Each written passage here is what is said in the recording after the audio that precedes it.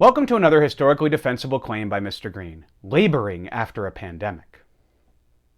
If you've been to a tourist spot or a retail store, or are paying attention at all, you've heard about the labor shortage. In August, my family and I went to the beach for the week. It was a nice enough time, but literally everywhere we went, the labor shortage seemed to be making its effects known. At restaurants, it was like a 1-hour wait to get a table despite the place being half empty. We've been to the place we stayed many times, but this summer, staffing shortages forced the facility to reduce the hours of many of its amenities. It's evident that the fallout from COVID has put some strain on employers, especially businesses with low-wage work that is often described as low skill. Frequently, businesses have signs explaining how the lack of workers impacted them. I first noticed one of these signs while waiting in a 45-minute line at an ice cream parlor with my wife and kids. The ice cream was worth it, by the way. The sign told the throngs of ice cream seekers that the ice cream parlor was operating at less than 50% of their usual staff and apologized profusely for the long waits.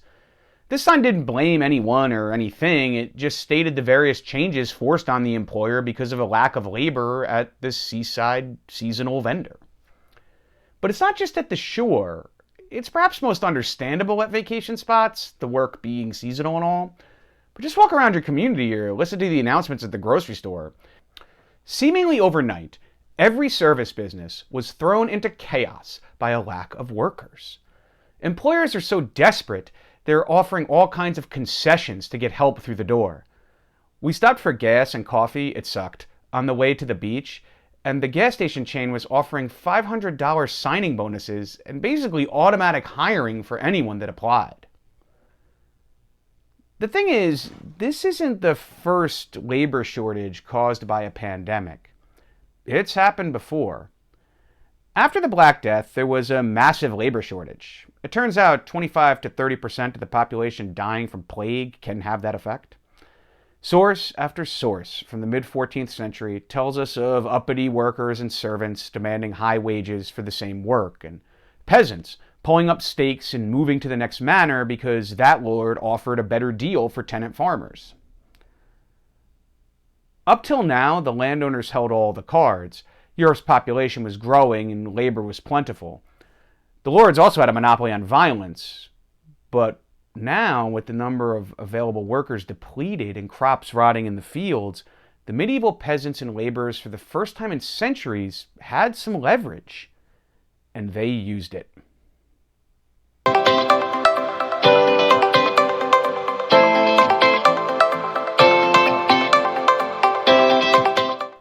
The 100 years or so after the Black Death was a golden age for workers, with wages reaching levels and purchasing power that most laborers wouldn't see again till the 20th century. But in both cases, now and then, this increase in labor power, especially among what was traditionally low-wage or considered low-skill work, led to a pretty nasty backlash from those having to put up with these up-jumped serfs. This is particularly true in the hospitality industry, where this situation is most pronounced and most obvious for American consumers. Fox News frequently loses their shit about this. Why do we still need massive government spending? Well, we don't need massive government spending. In fact, we would all be a lot better off if they would stop this massive government spending that's causing inflation. It's discouraging people from working. Restaurants are reopening and they're begging for workers. In an industry already hit hard by the pandemic, owners are now facing the challenge of employers who want to stay home and collect more money on unemployment. But many warn this will hurt the consumer. I mean, it's just constantly, handouts and this and that. You're creating just an overall kind of lack of wanting to work that extends over a long period of time. I mean, if you look at it, we were able to open fully the restaurant and lift the mask mandate in Maine on May 24th, but yet we still give the free money all the way to September. What kind of are you trying to send here? You're not trying to help people get back to work. You're trying to say, well, hey, we'll keep giving you something here and there just to keep you going and rely on us. The most egregious case of this was reality TV businessman / shouty person John Taffer really letting the poorest have it. And they only feed a military dog at night because a hungry dog is an obedient dog. Well, if we're not causing people to be hungry to work, then we're providing them with all the meals they need sitting at home. I'm completely with you, Laura. These benefits make absolutely no sense to us. Definitely a drop the veil moment from the elites and their propagandists. Now, in both time periods, the frustrations with higher wages really comes down to a moral judgment. A judgment about the nature of people no longer willing to work for the low wages and poor conditions, often associated with less glamorous parts of the economy like hospitality today or agriculture in the case of the 1300s. In 2019, before the pandemic, the median salary of a waitress was about $22,000 a year. For a line cook, they make on average about $15 per hour. These are not great paying jobs with very difficult and irregular hours if one has a family. The work's also stressful, and bosses and customers can often be abusive. You fucking donkey! Many times these jobs come with no benefit. The truth is, these jobs suck. They're underpaid and really unpleasant. This was also true, really more so, for the 14th century peasant tenant farmer. This class is one of the most downtrodden in history, constantly pushed around and harassed by whatever local lords held rights to their land. This frequently included endless nickel and diming of the tenant farmers with a million fees and charges that kept the lord's hand firmly in the peasant's pocket. This took multiple forms, both in cash and free labor. But as both pandemics receded, the shoe was on the other foot.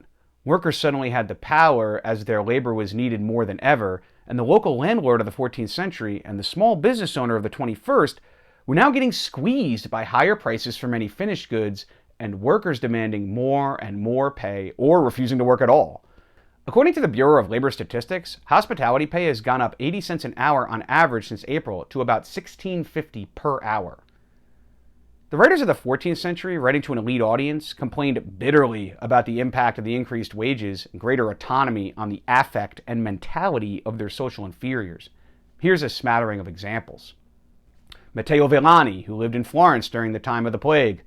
Men dreamed of wealth and abundance in garments and all other things, and the price of labor and the work of all trades and crafts rose in disorderly fashion beyond the double. According to chronicler Henry Knighton, moreover, both the magnates of the kingdom and the other lesser lords who had tenants remitted something from the rents, lest the tenants should leave, because of the lack of servants and the dearth of things. From noted Renaissance author Giovanni Boccaccio, thus a multitude of sick men and women were left without any care, except from the charity of friends and the greed of servants, though not many of these could be had even for high wages. Then finally John Gower, a South English landowner and poet. The asses, meaning non-nobles, now took it upon themselves to enjoy jeweled saddles and always have their manes combed. Not really very different from the Fox News reports spewing these claims to their affluent older audience. I don't have anything to back this up other than personal experience and my own observations, but the shopkeeper seems to be a central focus of right-wing propaganda as both audience and ideal type. The sentiment undergirding this anger with poor workers not working on the terms offered by restaurants and bar owners is that the enhanced unemployment benefits enacted during the pandemic and reduced, but extended, by the March 2021 American Rescue Plan are the culprit. Most GOP governors cut off the expanded unemployment payments, while many blue state governors kept them up. Either way, they're scheduled to expire in September 2021, and the Biden administration seems pretty cool with that. Here's what man of the people Steve Forbes said about it. But clearly, the pandemic, thankfully, is receding. And so what you have now is a benefit from the federal government that is keeping millions of people out of the workforce. And that's why 25 states are going to put this program on the expire list before the end of this month. And the biggest, latest one is Maryland, which is a blue state. It does have a Republican governor, but he's to the left of the party. But the situation is so acute that even he, in a blue state, is saying we got to stop these extra payments because it's distorting the labor market. Now, there are other factors at work, such as school closings, but the $300 a week so-called bonus is the biggest one, and the sooner they get rid of it, that'll help alleviate this critical labor shortage. And so this idea that you're going to pay a lot of money, they figure that forces businesses to raise wages artificially. What that ends up doing is hurting businesses, raising prices, less money for investment to expand those businesses, which means less future productivity, which means a lower standard of living than we would have had otherwise. Very, very basic. And so you just compare the blue states versus the red states. But here's the thing. It increasingly seems clear that the enhanced unemployment has little to do with the labor shortage. In only 3 states did the expanded unemployment exceed average wages. But in all fairness, 48% of unemployed collected benefits equal to or greater than their pay, according to a J.P. Morgan Chase study. You could take that source or leave it. Fox News and opportunistic GOP politicians want to exclusively blame unemployment insurance for the labor shortage in the hospitality industry. Many surveyed workers indicated other factors that made it difficult to return to work, and the truth is, until recently, in many low-wage jobs, especially hospitality, pay has been stagnant for decades.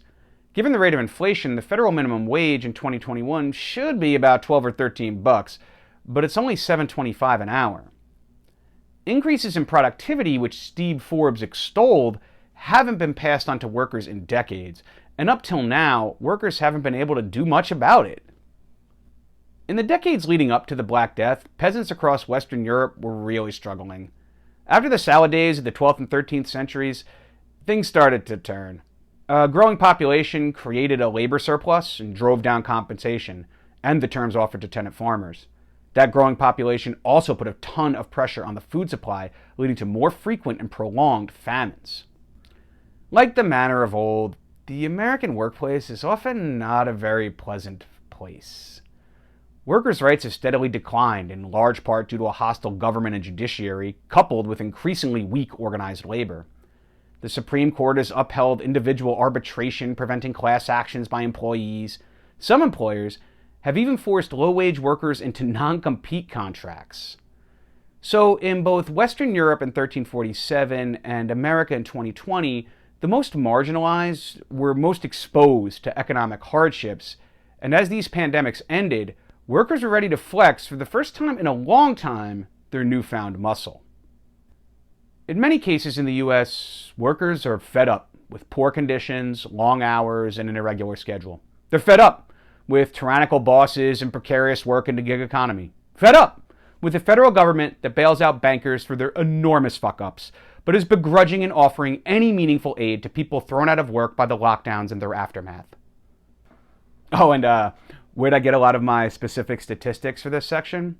Forbes magazine, published by Steve Forbes. Remember him blaming enhanced unemployment insurance for the labor shortage? When businesses, especially restaurants, reopened, bosses gave few shits about COVID safety and were a lot more worried about ramping back up for a return to business as usual. They treated any questions about COVID safety with either thinly veiled annoyance or patronizing condescension. All this when many people struggle with one really important question: what do we do with our children while we're working, given the disruptions to childcare? These workers received very few answers to that question. Now, the government of today in the 14th century had a very clear response to increasing demands and labor power of the poor: repression. In 1351, the English Parliament, dominated by landowners and aristocrats, codified an existing royal order into the Statute on Laborers, which rigidly set wages to pre-pandemic levels across a dizzying array of trades and occupations. In addition, laws on consumption were revived or expanded to make sure that the lower classes, or those that enriched themselves as a result of the pandemic, still looked the part of their inferior place in the social hierarchy. These laws were common throughout Europe. In many cases, they were haphazardly enforced, but within 20 years of the plague, 70% of the business in English royal courts were labor cases. Even with these caps on pay, desperate landlords poached laborers from neighboring estates with better terms of tenancy. Nowadays, some restaurant owners apparently escort their cooks to their cars to prevent them from being hired away by their competition. Not sure that's legit. The cooks aren't tied to the kitchen like a serf tied to the manor. Across the United States, Republican governors cut off the enhanced unemployment early to make sure the hungry dogs out there remain obedient and the affluent classes experience no interruption in their enjoyment of restaurants, bars, and hotels. This despite the fact that the enhanced unemployment seems to have little impact on filling the between 8 and 10 million job openings across the country. A recent CNBC article cites studies by UKG and Homebase, two employment firms. These firms' analysis seemed to indicate that the early termination of the extra $300 a month had no effect on increasing employment. If anything, the states that didn't end the benefit early seemed to increase employment faster, 0.9% as opposed to 2.3%. The argument seems to be that other factors related to the pandemic played a much bigger role than the increased unemployment payments. The negative attitude towards aid permeated the Black Death reaction as well, with chroniclers mocking the excessive demands for charity among the survivors of the plague. Dripping with moral judgment about poor people overleaping their station is what characterizes elite reactions then and now. Here's a pizza shop owner pretty pissed he has to cook on the line in his restaurant. The shortage is just, like John said earlier, 25 years we've never experienced. Both of us are back on the line ourselves at least 3-4 nights a week because we just don't have the manpower to do it. Much like Europe following the Black Death, it seems we're at a tipping point in the relationship between employers and workers. Despite all the laws and repression, in Western Europe, the workers won real tangible gains.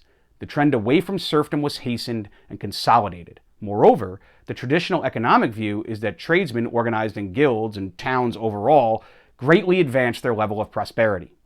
In Eastern Europe, on the other hand, the landlords won, further oppressing the workers and expanding serfdom and their level of control over employees. We're at that critical moment.